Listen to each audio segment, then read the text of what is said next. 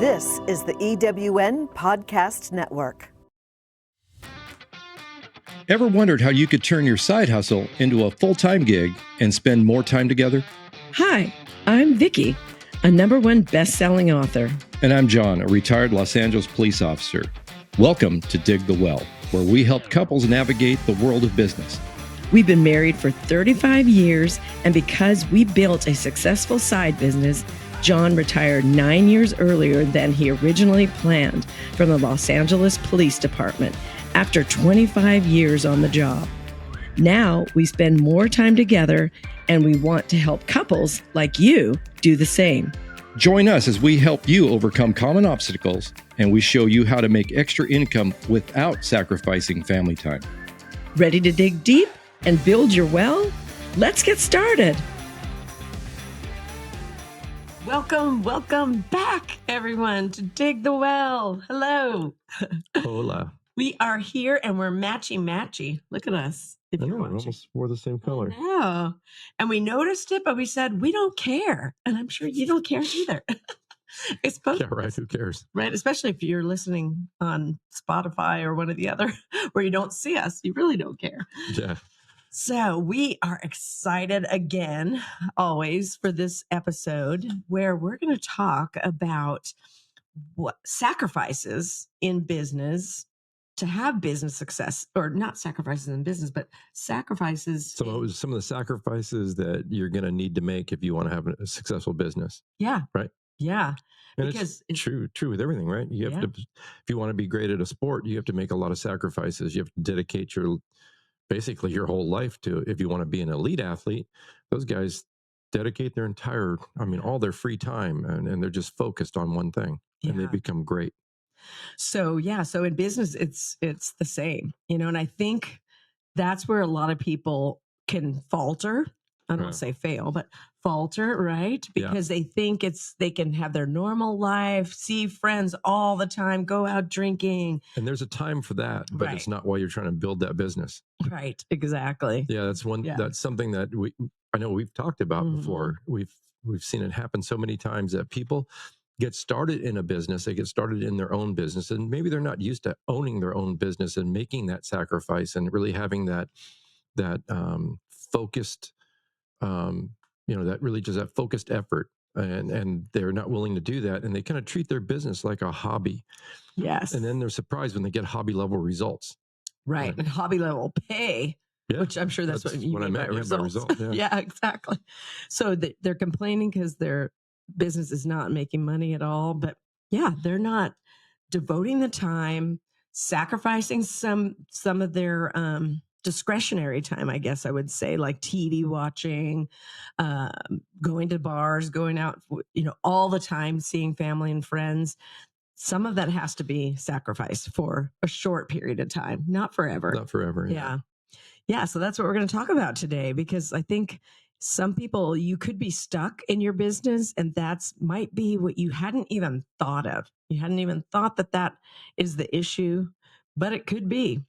So let's talk about a couple things. Let's go back to our prestige motoring accessory days. Yeah, I was just thinking of that. Yeah. So our brick and mortar, those of you that are brand new to the podcast, we had a brick and mortar in the city of Brea, California for like 10 years, pretty much. While, yeah. And we went in 6 days a week. We took one day off. That was it. Yeah, then we moved. We ended up having two. Oh, I didn't remember that. Sunday and Monday. I always remember 6 days a week. So that was the beginning. That was the sacrifice period, I betcha. Yeah, we were for establishing ourselves. Yeah. Right. And then I think we were just starting to feel like we were getting burned out because it was a lot. Right. Year after year of doing that. It just was starting to it was weighing on us. And then, of course, we had the kids. Brought them to work with us. Yeah. So I think we decided then to pair that Sunday off with a Monday. So we had 2 days off, Sunday, Monday. I don't remember that. Did we have some of the employees open on Monday? I don't remember. No, we just... No, because just like any other brick and mortar business, right? A conventional business, it's like, even if you're not physically there, you're mentally there. Right. And so you just might as well go there. That's true. You might as well, I know, if you're mentally it's a lot easier, there. I think. Yeah. Yeah. So, but those first years of establishing the business, we were there 6 days a week. And we had some employees, right? Mm-hmm. But at the same time, we would come home, we'd be beat, we would be exhausted, and we didn't see family as much, but they understood. Where I think there's sometimes a difference when you have a brick and mortar business compared to an online business. Well, isn't that the truth? You know, family tends to somewhat understand. Sometimes they give you a hard time for not showing up to family events or being late, but they should be more understanding. They're just not. They've never walked in the shoes of an entrepreneur, so they just don't get it. But so we had to miss a lot of family events, family and friends. It sucked because friends would go to the movies, go do this, go do that, and it was always like, no, we can't. Yeah, we have to work. Yeah, I remember that, and we knew it was going to get better. And I think as time went on, now we joke around. We travel so much. We're like living our 20s now, because we were in our 20s, early 20s when we went through that. So there's some sacrifice, but it paid off. We established ourselves as the premier window tint car accessory shop in the area. We were known. We did TV commercials. So that was some big money. Right. Remember that? So the sacrifices do pay off, by you doing that, but you've got to do it. You've got to hunker down, and success leaves clues. If we had treated it like a hobby, I bet we would have gone out of business. If we had just, right? For sure. If we just lackadaisically went in when we wanted to, close the shop when we wanted to leave, instead of keeping the operating hours always the same so the public knew, right? That made a big difference. Made sure we made it into every appointment and all of that. Yeah. It was successful because of it. So yeah. So for a short period of time, that might be you, where you feel like you're devoting so many hours to your business, and just know you're on the right path, right? Wouldn't you say that? Yeah. Yeah. Yeah. Now, if it's been 10, 15, 20 years and you're still sacrificing so much, I would seek counsel on that. I would seek out a business coach and find out, what can you do? Sounds like a job. I know, right? Well, they say that about entrepreneurship, that sometimes you buy yourself a job that you don't want that. Didn't even realize they were buying themselves a job.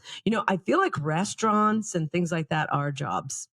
You can correct us, write to us. We'd love to hear if we're wrong, but we've had a lot of friends buy franchises of fast food places or, restaurant.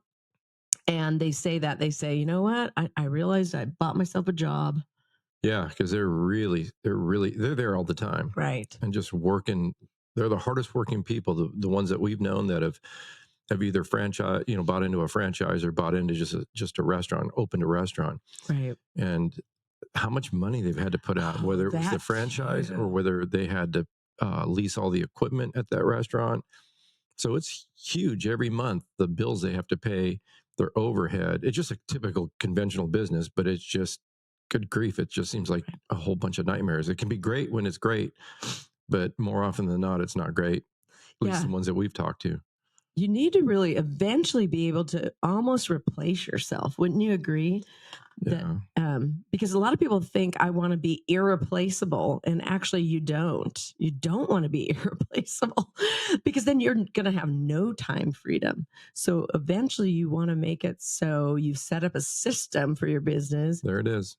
Right. That's what I was going to mention. That's the key, is you have to have systems in order to be somewhat replaceable. You have to have those systems. And that's one of the things that we love in what we're doing now. If we had that back when the kids were young, oh my gosh, we would be able to spend so much more time with friends and family, because we can run this business anywhere, right? As long as we have internet, right? Which is pretty much everywhere. Exactly, I know. So it's such a game changer having this kind of business, and then this business, they're loaded with systems, with easy systems that we just follow. Yeah. And we just train others to follow the system. Right. And it's just such a breeze. And you can be then replaceable. Of course, you're there for your team, but you can go on a vacation and someone else can take over because there's a system. Right. Yeah. Exactly. Wow. I know. We didn't have that. So definitely seek out counsel on, maybe what you're doing wrong, how you could systematize your business so that you can have some more time freedom. Because definitely it shouldn't be forever. It should not be forever that you're having to say no to events and things and miss family functions and kids events for sure. Yeah. That's a non-negotiable for us. The big events that our kids had, John, you were working at that time. That was after we closed the doors of Prestige, and John became a police officer. I taught school for a while. And then I even had a different business where I was able to then stay home with the kids. But there were times when I would do parties. I would be going into people's homes, and in the busy times, I might have 5, 6 parties a week. And so I would look at the family calendar and make sure to talk to the kids. What's important to you? What, do you want me to, at this assembly, you're going to get an award for such and such. Do you want me there? Do you not care? But almost always when they're in elementary school, they want you there. So I didn't miss any of those. But evening things, I just made sure to check with your kids. And I think that's a huge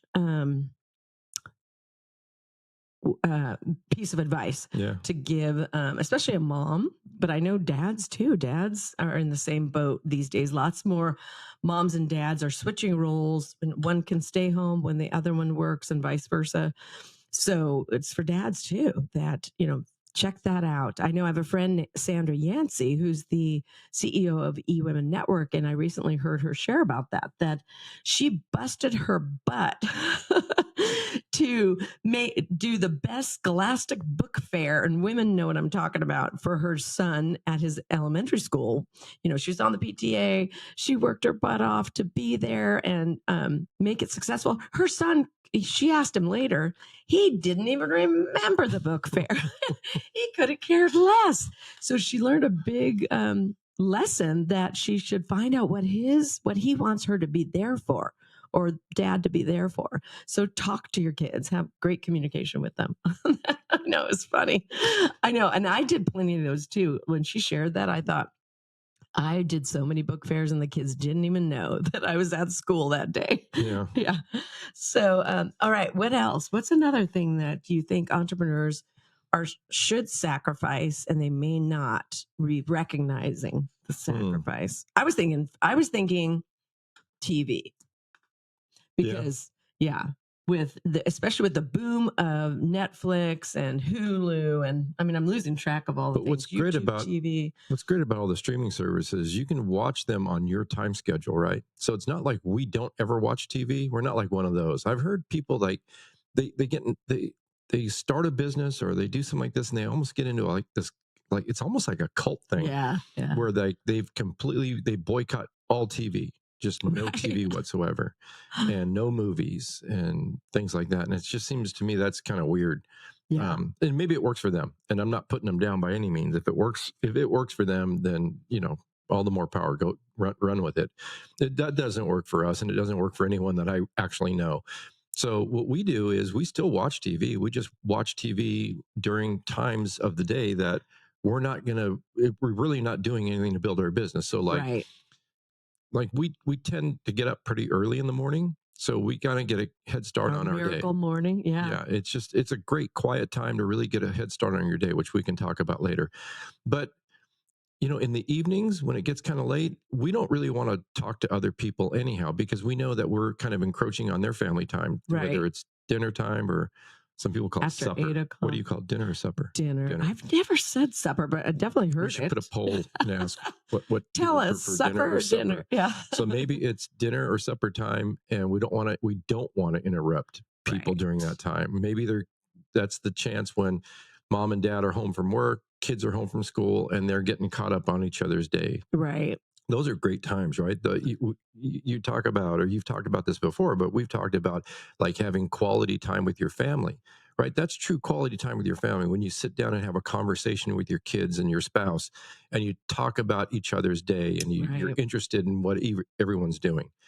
So for that reason, we, later in night, we're not really doing a whole lot to like after business, 8, so to speak. I feel like don't make phone calls after 8. Yeah, that's our time then to put whatever we want, whatever streaming service we want either it's on demand or we've recorded it, whatever, but then we watch it at that time. Yeah, that's kind of our time together. Yeah. Because we're both doing different parts of our business throughout the day, and then we come together then. Yeah. I agree 100%. So it's not that you're cutting out all TV time. That's for sure. I would definitely cut out what we call constant negative news. And you could add those, letters together. You know what I'm talking about. But, and we're not going to get political, but just honestly, most news programs are not the best interest of your mindset. They're just not. They're, news programs sensationalize. John knows for a fact they don't tell the truth, because that's a whole nother we should do an episode on that. Seriously, because those of you that don't believe that, I can give you story after story, and John will give the story, and let's do that. Let's make sure we do that. That he would be in downtown LA at an arrest of somebody. An incident has happened, and he would have called me and told me about it. So I'm watching it on TV. The reporter says something, and I am on the phone live with him saying it back to John, and he said that is not what happened at all. And anyway, so that's kind of an interesting topic. But so stop watching the news, because they get it wrong most of the time. It's all negative. It's all woe is me. It's very rare that there's an uplifting, life affirming something that has happened that they're reporting on. It's all bad stuff, because they know the brain wants that. Even when they do get it right, in those rare instances when they get the reporting correct, it's all negative. I mean, I don't know whether maybe they think people, that's all they want to hear and that's all they want to see, or all the negative things that happen during the day. Right. And if you think about it, if there's anything positive, if there's anything good, like a feature story, something that's uplifting, it's at the very end, if they have time. That's so true. If they have time. And most people are zoned out. They just cut that one out, and then they just end the program. Yeah, exactly. I remember there used to be one on Sunday mornings, and I don't remember what it was, but it was positive things. But I noticed hardly anybody watched. It's very sad, because people love gore. When have you ever seen the lead story, on like, I don't know, is it 10 o'clock news now? Right. I don't even know, because we... Right. When is that lead story ever something good? Like a little boy saves 3 puppies from drowning in a pool. Film at 11. They will not show that. They'll show, a police pursuit. Right. Or I don't know, it's just something. Somebody's house burned down. Right. Yeah, exactly. It's like us knowing about that isn't going to change anything. We're not going to save that person's house. Somebody gets gunned down, in downtown Los Angeles. I know. Film at 11, or caught on tape. Oh yeah, caught on tape. All of those. What good is that? It just, I don't know. It takes its toll on you if you just feed yourself with all this negative. These negative stories, all this negativity, you will honestly, it changes. I don't know, I get weird, but everybody operates at different frequencies, right? It will change your frequency. It'll make you a negative person, whether you believe it or not. If you're constantly just bombarding yourself with all this negativity, it's going to affect you. Yes. It's going to affect the people around you. You just, I don't know, you just definitely. I've talked about this before, like at work. There are certain groups at work that I can't deal with. I can't hang out with because they're just negative. And I think they're a product of their environment. I think they watch a lot of negative news. They're policemen, for goodness sake. So they see a lot of negative things just in their daily life, but they don't compartmentalize and they don't get away from it. Right. And then they just become really skeptical and negative. And then I find myself, when I'm hanging out with them, I can see that I'm a different person. Wow. Yeah. And they're good guys. Right. But it's just, the negativity is just, it has its effect. Well, so that's a great segue, because one of the things we were going to mention was toxic people in your life. Actually, cut them out. Cut out the toxic people and never add them back. Never add them back, because they're not giving anything to you energy-wise, like frequency-wise, for sure. And mindset and all the things. Yeah, definitely. If they're family, it's hard. Right? It's hard, but needs to be done. And everyone that I know that's a toxic person, none of them are successful themselves. Right? True. And then not a single one of them that I know that's in that group is really cheering us on, right, or cheers me on right. to be successful. In fact, I think it's a converse. I think they would rather see me fail. Yeah. They would rather see us not do well. Like, there's that saying where they say, how do you keep, what is it, crabs, right? Or is it crabs or crabs? Crabs in a bucket. How do you keep crabs? You notice when I guess crab fishermen, what are they, fishermen? Crab? I think they are. Yeah. I think they are. Anyways, guys that get crabs out of crab traps and whatnot. So crab pots, right? Isn't that what they call a crab pot? I don't know. Anyways, I guess I should look that up before I start talking about it. Anyways, if you've ever seen it, they're just in an open bucket, right? Like a big giant plastic bucket. They just put them in there, and like, what keeps them from climbing out of the bucket? It's not because the crabs aren't able to claw their way up and climb out of the bucket. Is just when one's about to succeed and get out to freedom, the other ones in the bucket pull them back down. Yeah. It's just like humans. Everybody has toxic friends and family that I think that are kind of those crabs pulling you back down in the bucket, because I think secretly they don't want to see you succeed, which is kind of sad. It is very sad. But it's that whole thing that misery likes company, right? They don't want us, they may not want us, and they may not even realize it. They don't. I don't think they do. Yeah, They're not bad people. I agree. Yeah, they just don't realize it. That somehow subconsciously they see your freedom as their failure. And it's kind of a shame. It's sad. I bet it's the environment they grew up in, because I had very supportive parents. They always cheered their friends on. They modeled that for me in conversation. They would ask about other people's accomplishments, knowing they might have had, a book come out or something successful happen.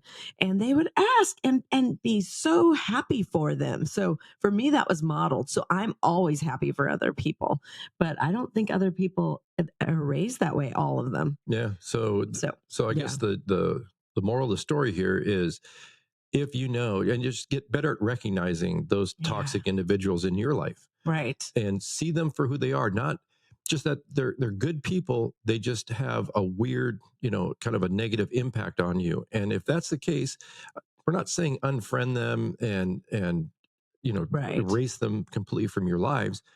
Just don't hang out so much with them. Yeah, limit the time you hang out. Yeah. And don't get sucked into all that negativity, because it's easy to do when you're hanging out with people that tend to be negative, and really fight that and be that bright light in the room, right? And maybe, again, it's something that doesn't need to be said, but maybe you'll help turn them to where they're going to start being a little more positive, because you will have an effect on other people too. If you're positive, the same way that a negative person kind of drags you down a little bit, but if you're a very positive person and you have that energy about you, that plays out. I mean, other people draw on that, and it makes them better. Right, definitely. And so definitely cut those people out, limit the time. So this is the last time you'll see Vikki and I on a podcast. I'm cutting her out. That's funny. So something else to sacrifice. I kind of wanted to touch on, I was thinking as you were talking, we were in Amway years ago, and I think we've talked about that. That was right at the time we were closing the doors of our shop at Prestige, and a friend shared it with me, and I was originally a hell no, excuse my language, like, what is this weird business model? But the more I investigated, the more John and I said, holy cow, why isn't every business run this way, with the systems they have in place, where people are encouraged to help others and maybe benefited a little bit? The person you were helping made the lion's share of the income, and you made a tiny little percentage. But I mean, all businesses should kind of have something like that in there. But we were introduced to personal development in that, and started reading a lot of great books. So not only did we get better at our business because of the books we were reading, but our marriage became better. But also within that, kind of woven in, is the term delayed gratification. And so we're telling you to cut some things out, but some of your favorite things you might need to cut out, and cut back how much you're spending on things. When you have a new business, that's the case for us. It was definitely, we had to cut out how much we were spending. So I was getting my nails done. I started getting my nails done when I was like 19 years old. And I realized that's kind of just a money waster in a sense, that whatever it was back then, like $20 could be put towards our business or to pay bills. Right. So I cut out doing my nails, even though I loved it, loved having it done. And in our Amway days, I learned that why not set it as a goal? Why not make it so you cut something out that you might love and is saving you money that you can appropriate the funds towards your business. And then when you hit a goal, that you go get them done, right? Why not? Maybe you love to get massages once a week. Maybe that's your, whatever you want to call it, a favorite thing to do. And you cut that out and make it a goal for yourself. So that delayed gratification. I know we were talking to our daughter about that too. I think she'd kind of done that for herself. She had a goal in her business and she said, I'm going to stop doing my nails for a while. And then when I hit this level, I'm going to do my nails again. And I thought that was brilliant. Yeah. It's a great way to, reward yourself, or to actually build, if you have a business, right? So you have different goals that you want to reach, but to hold back on rewarding yourself until you reach those goals. But it takes a lot of discipline, doesn't it? It does. I see all my friends having them done and my nails look terrible and I was having to do them myself. But I was so glad I did it because the joy, right, that I felt when I went in to have them done again was amazing. Yeah. So, and would you say that it would actually be advantageous to cut out something that is really meaningful, something that you really like or that requires a lot of work? If you, like for you, doing your own nails probably requires a lot of time and a lot of work, I would assume, right? I don't know. An hour, half hour to an hour to do it myself. And the fact that they chip and the polish flips off after 3 days. So you're spending an hour every 3 days if you want them to look nice instead of once every 2-3 weeks. Yeah. So choose something that actually is meaningful to you, that you're choosing to delay the gratification of having, right? And it's gonna, and by not having it, not only do you not have it, but it's requiring a lot of extra effort on your part, right? To do it yourself, kind of a thing. It's like wouldn't say I'm going to delay eating a hot dog, right? Eating hot dogs or whatever, as much as it's probably better that you don't eat hot dogs, but that's not really a big deal, right? It's like, whether I meet my goal or not, and I get to eat that hot dog, it doesn't really make a difference. Right. It just made me realize cheeseburger, that might be. By saying that, it reminded me of one of the delayed gratifications was a watch. We were running for a goal with our current business, Neora, and where were we? The Bahamas? Yeah, we're in Nassau. We were in Nassau, on a trip, and we found John a Breitling watch. Yeah, it's a watch I've wanted for a long time, but we didn't want to get it until we reached a certain level, and we reached it. Mostly, Vikki, I should say, not us, but no, you were. And then we just happened to be on the incentive trip, so it's a free trip that they put on for us. And so we were in Nassau, the Bahamas, and we were going through the shopping area. And our daughter was with us. Lisa was with us because she earned the trip, and then she brought her friend, and then the two of us, and they were actually shopping for other jewelry, right?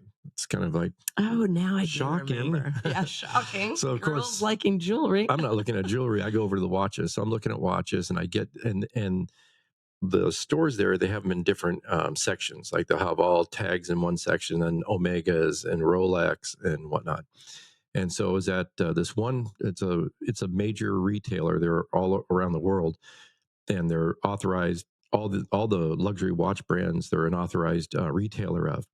And so I get to the Breitling section, and at the very top in the center, actually it was in the very center, is the watch that I've been looking for. And I couldn't find it in the US.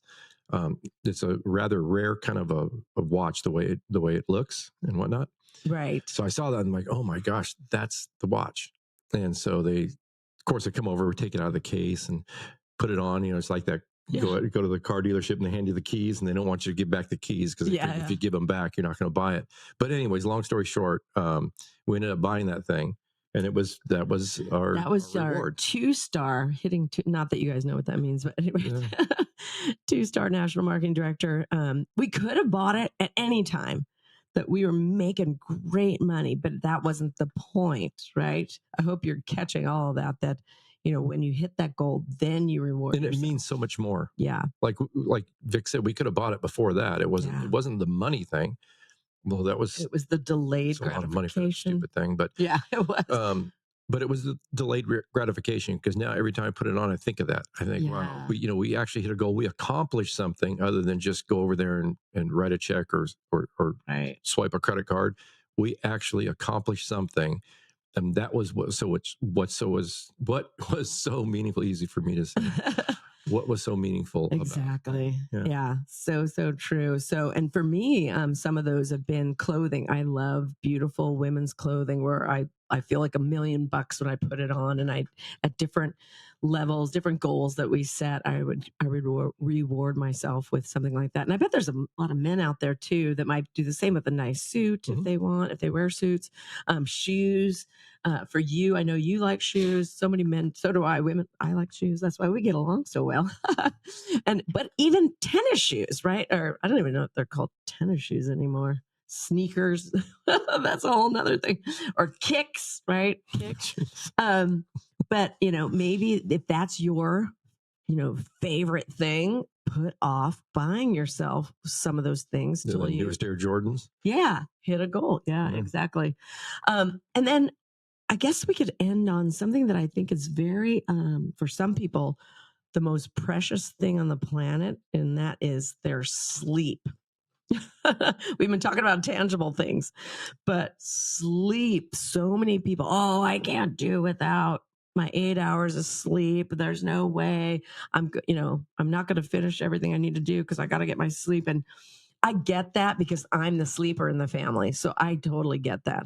But you have a total different perspective where you could go a long time with very little sleep. Can you share about that and relating to business too, or police work even? Well, it's difficult because for me, I've never really needed a whole lot of sleep. Now I sleep like normal, right? You're catching up now after all these years. Well, yeah, but it's healthy for you to get a good night's rest, right? It is. So I wouldn't suggest depriving yourself of sleep for a long period of time. Right. But also understand that there are times when you're building your business that I think what your point was that there are going to be times where you might have to sacrifice a little bit of sleep because something's happening and you need to be a part of it. There's whatever it is, you can't miss it, and you can't miss it just because you think you need another couple hours of sleep.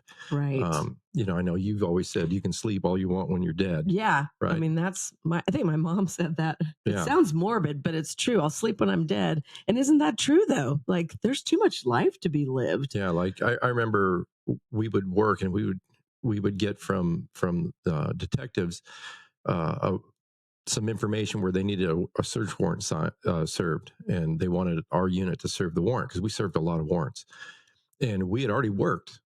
We had already come in and worked and did our thing, and then we had to have to do this warrant for this warrant advance, and we would do that. We would surveil the location. There's a lot that we have to do. So that's a full day. So I worked the night before, then we come in early the next day, work all that day getting this warrant prepared. And a lot of them even includes us having requesting the airship to go over and take photos for us so we can get aerial photos, because oftentimes Google Photos isn't updated. So we want to see exactly what's going on at that location right just hours before we serve the warrant. So we do all this and we get it all put together, and then we don't even so that's 2 shifts with very little sleep, maybe a couple hours of sleep. Then the next shift basically starts with no sleep, because then we go right from getting that warrant ready to serving it in the middle of the night. Then we serve the warrant, then we have to finish up all of our paperwork and whatnot. So it's basically 3 days of work, and there's been only sleep between the first 2, so to speak. Yeah. And I survived that okay. I mean, I felt a little tired, but there were guys that were just dying. I mean, they're just moping around like they were. I'm like, come on, it's not that big a deal. You can catch up on that sleep later. But could you imagine if I went to my lieutenant, who runs the gang unit, if I go to the lieutenant and say, you know what? Sorry, man, I'm gonna need a couple hours of sleep. So if y'all want to serve I'm not gonna sleep in the car, or I'll just sleep in the cot room for a few hours. That'd be unacceptable. Yeah. Right. So, and if you're building, and that's just a job. Right. If you're building your own business. Yeah. You have to be that lieutenant. So like, no, that's unacceptable. Yes. I've got to work that. I can make up on that sleep another time. I was just going to make that transition. I'm so glad you did that. It's so true. You need to be your own lieutenant in your business, telling yourself, suck it up. It's not going to last forever. You got this. Let's go. Yeah. The good thing is I've maybe met a handful of lieutenants that I like. So if you're your own lieutenant, there's already going to be a little adversarial relationship there. So you're going to have to, I'm going to do it. Okay. You don't have a choice, because the lieutenant, or at least ours, are never nice. Yeah, that's for sure. So, and that is, I'm so glad we, kind of talked about that, because when you're running your own business, there is no one overseeing you. You know that. You're your own boss. No one's going to tell you what to do. So have the alter ego lieutenant in your ear, making you step up. I mean, some people need that. It's really true. A lot of people do. I think. They do. Yep. They do. So, but it's something you can learn. It's something you can work on yourself. Don't think you have to get somebody to kick you in the butt to do things, because honestly, that doesn't work. It has to actually come from you. It has to come from within. You have to be so disciplined, and it has to come from within. Yeah, it does. Otherwise, you're just going to get a job. Right. Have your boss tell you what to do and when to do it, how to do it, and then you'll be happy. Yeah, right. Exactly. So that was about sleep, but it makes total sense. And you can do for a little while without sleep. And it might not even be for a month without sleep. We're not talking that. We're talking a couple days where you're working on something like a 90-day run that we've talked about. So go back and listen to that episode too, our 90-day run, because that's kind of where I'm kind of living that. We're living that right now. We're in this massive run of this new product that's coming out that nobody else has anything like it. We're going to 10x our company with it. And so I'm all out activity. And I'm not sleeping as much. Or in the middle of the day, I might nap for an hour because I know I have a bad attitude if I get on the phone with somebody. And so I do that. But you adjust. And then a couple days later, I might sleep a lot longer and make up the difference. But just be willing to pay the price right now, in your business, wherever you are, whether you're in a 90-day run or not, just be willing to pay that price. And be happy that there's a price to be paid, because, keep in mind, this is something that I've seen, is that anything that's worthwhile in life comes with a price. There has to be a price paid. Something has to be sacrificed for anything that's worthwhile. Yeah, so the bigger the sacrifice you make, the bigger that price is to pay. You know that it's going to be a bigger reward at the end, right? It's going to be something very meaningful. Yeah, absolutely. All right, guys. So I hope you're all willing to sacrifice and do a little more for you and your business. Yeah. So. Right now, I am sacrificing. I'm smoking some chili. I make this smoked chili. It's on the smoker for like 10 hours, and it's in the middle of it right now. I keep looking at it on the camera. But you're going to have to sacrifice because it's chili. You're going to be sacrificing. Oh, no. You're going to be sorry that I made it. The Dutch oven. For those of you who know, we won't explain it. Hopefully you know what that is. That is no fun for the woman. Don't Dutch oven me. Unless it's you. unless it's you with the chili, and it's. Yeah, hopefully not. All right. Have an awesome, awesome day. We look forward to having you back on the podcast next time. Yeah. All right. Bye for now. Thanks for joining us on Dig the Well. We hope you feel empowered and ready to take on new challenges. Remember, if we can do it, so can you. Keep learning, keep believing, and going after your dreams. And if you enjoyed this episode, share it with someone who needs a little inspiration or maybe a nudge in the right direction.